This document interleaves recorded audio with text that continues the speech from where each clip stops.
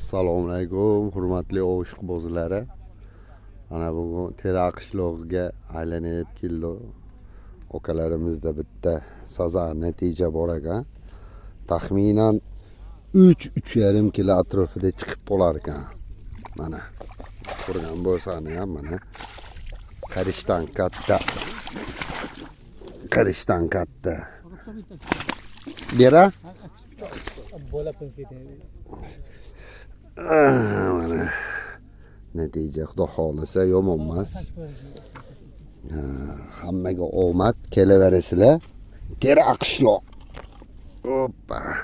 Uzr, ozgina baliq bilan anaqa qilganimizda kamera aqib bo'lgan bo'lsa. Hammaga omad, ovlaga baraka. Okalarni endi olmaymiz, uzr, xafa bo'lish yo'q.